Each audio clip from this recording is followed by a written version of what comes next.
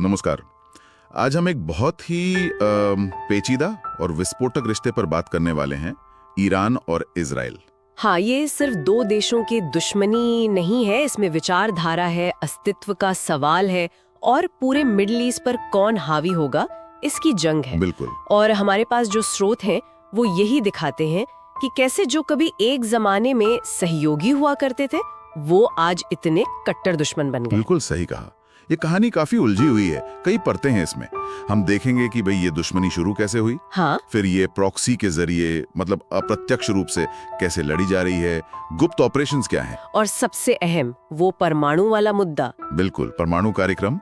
और फिर अप्रैल 2024 में जो हुआ हाँ। वो सीधी भिड़ंत, उसने तो इसे और भी गंभीर बना दिया है। हाँ, वो तो एक टर्निंग पॉइंट जैसा था। चलिए तो फिर इन स्रोतों के जरिए इस पूरी कहानी को, इस उलझी हुई तस्वीर को समझने की कोशिश करते हैं। तो शुरुआत करते हैं इतिहास से। एक वक्त था शाह के जमाने में जब ईरान और इजराइल में काफी करीबी थी, सहयोगी थे। हाँ, बल्कि ईरान उन पहले मुस्लिम देशों में था जिसने इजराइल को मान्यता दी थी। आज ये सोचना भी अजीब लगता है ना। बिल्कुल। लेकिन फिर आया 1979 और इस्लामी क्रांति। हाँ, वो एक वाटरशेड मोमेंट था। अयातुल्ला खुमैनी सत्ता में आए, ईरान एक इस्लामी गणराज्य बना और विदेश नीति पूरी तरह बदल गई। इजराइल को दुश्मन घोषित कर दिया गया। दुश्मन ही नहीं, इस्लाम का दुश्मन, छोटा शैतान। और ये सिर्फ कहने की बातें नहीं थी। ईरान के जो शीर्ष नेता थे उन्होंने तो कसम खाई कि इजराइल को दुनिया के नक्शे से मिटा देंगे, उसे कैंसर का ट्यूमर तक कहा। सोचिए कितना बड़ा बदलाव।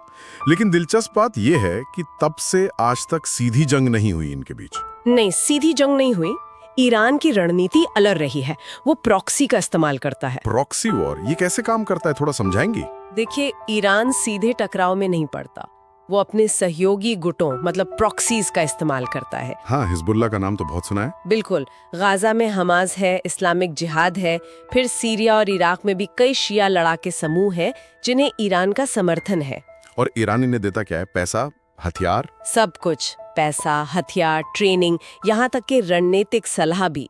मकसद साफ है, इजराइल को अलग अलग सीमाओं से घेर कर रखना, उस पर लगातार दबाव बनाए रखना, एक तरह से उसे उलझाए रखना। और जाहिर है इजराइल इसका जवाब देता होगा। बिल्कुल, चुप तो नहीं बैठता। इजराइल लगातार इन प्रॉक्सी ठिकानों पर और जो ईरान से हथियार आते हैं उन खेपों पर हमले करता रहता है, खासकर सीरिया में। हाँ, सीरिया तो जैसे एक मैदान बन गया इनके लिए। हाँ, एक तरह का शैडो वॉर जोन। ये एक लगातार चलने वाला कम तीव्रता का संघर्ष है। लेकिन ये लड़ाई सिर्फ जमीन पर नहीं है। अच्छा, और कहाँ है? मतलब पर्दे के पीछे? हाँ, पर्दे के पीछे और साइबर स्पेस में। इजराइल अपनी खुफिया एजेंसी मोसाद के लिए जाना जाता है। मोसाद? हाँ, माना जाता है कि मोसाद ईरान के अंदर ऑपरेशन करता है। ईरानी परमाणु वैज्ञानिकों की हत्या के आरोप लगे हैं। हाँ, मैंने भी पढ़ा है इसके बारे में। और साइबर हमले, सबसे मशहूर तो वो स्टक्सनेट वायरस था, याद है? स्टक्सनेट, हाँ, 2009-10 के आसपास। उसने ईरान के परमाणु सेंट्रिफ्यूजेस को निशाना बनाया था। बिल्कुल, काफी नुकसान पहुंचाया था। दूसरी तरफ ईरान पर भी आरोप है कि उसने इजराइल के पानी supply system, banking network, transport, इन सब पर साइबर हमले किए हैं या करने की कोशिश की है। तो ये एक तरह की अदृश्य जंग भी चल रही है। हाँ, और शायद ज्यादा खतरनाक भी, क्योंकि इसका असर आम लोगों पर सीधे पड़ सकता है। और इन सब तनावों के बिल्कुल केंद्र में है ईरान का परमाणु कार्यक्रम। ये शायद सबसे बड़ा कांटा है दोनों के बीच, है ना? निसंदेह। देखिए, ईरान तो हमेशा से कहता आया है कि भाई हमारा परमाणु कार्यक्रम शांतिपूर्ण मकसदों के लिए है, बिजली बनानी है, मेडिकल आइसोटोप्स बनाने हैं। लेकिन इजराइल को इस पर यकीन नहीं है। बिल्कुल नहीं। इजराइल और कई पश्चिमी देश मानते हैं कि ये सब परमाणु बम बनाने की आड़ में हो रहा है, और इजराइल के लिए तो ये उसके अस्तित्व का सवाल है। वो नहीं चाहता कि उसका कोई पड़ोसी, खासकर ईरान, परमाणु हथियार हासिल करे। वो 2015 में एक डील भी तो हुई थी, JCPOA। हाँ, joint comprehensive plan of action, Iran और दुनिया की बड़ी ताकतों के बीच। इसका मकसद ईरान की परमाणु गतिविधियों को सीमित करना था, बदले में उस पर लगे कुछ प्रतिबंध हटाए जाने थे। लेकिन इजराइल ने तब भी इसका कड़ा विरोध किया था। और फिर 2018 में अमेरिका उस डील से बाहर निकल गया। हाँ, ट्रंप प्रशासन ने। उसके बाद से ईरान ने भी धीरे धीरे यूरेनियम संवर्धन तेज कर दिया है, मतलब यूरेनियम को उस स्तर तक ले जाना जिससे हथियार बन सके। और वो अब हथियार ग्रेड यूरेनियम के काफी करीब पहुंच गया है, ऐसा माना जाता है। और इजराइल का रुख क्या है इस पर? इजराइल का रुख बहुत साफ है।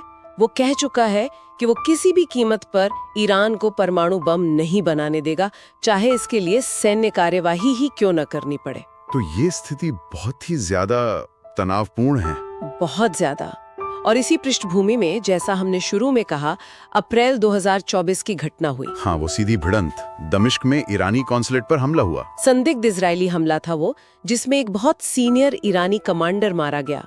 और इसके जवाब में ईरान ने जो किया वो अभूतपूर्व था। क्या किया ईरान ने? ईरान ने पहली बार सीधे अपनी जमीन से सैकड़ों मिसाइलें और ड्रोन इजराइल पर दागे। पहली बार सीधे ईरान से? हाँ, प्रॉक्सी के जरिए नहीं, सीधे। हालांकि इजराइल और उसके सहयोगियों जैसे अमेरिका, ब्रिटेन, जॉर्डन, इन्होंने मिलकर लगभग सभी मिसाइलों और ड्रोनों को हवा में ही रोक लिया, नाकाम कर दिया। लेकिन इसका संदेश तो बहुत बड़ा था।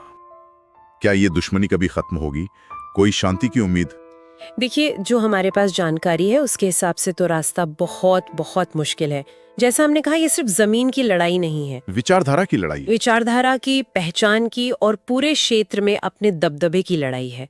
और ऊपर से परमाणु हथियारों का खतरा इसे और भी ज्यादा विस्फोटक बना देता है। तो शांति कैसे आएगी? जब तक दोनों पक्षों में से कोई एक अपनी बुनियादी सोच, अपने मूल लक्ष्यों में कोई बड़ा बदलाव नहीं लाता, तब तक तो ये संघर्ष ऐसे ही चलता रहेगा और ये दुनिया के सबसे खतरनाक फ्लैश पॉइंट्स में से एक बना रहेगा। आज की इस पूरी बातचीत के बाद एक सवाल मेरे मन में घूम रहा है। क्या अप्रैल 2024 की वो सीधी भिड़ंत, वो पहला डायरेक्ट हमला, क्या उसने भविष्य में और बड़े और सीधे टकराव का दरवाजा खोल दिया? या फिर क्या उसने दोनों पक्षों को अपनी अपनी ताकत की सीमाओं का एहसास करा दिया है और अब वो शायद ज्यादा सावधानी बरतेंगे? ये सोचने वाली बात है। इसका जवाब शायद वक्त ही देगा। बिल्कुल, इस पर गौर करना जरूरी है।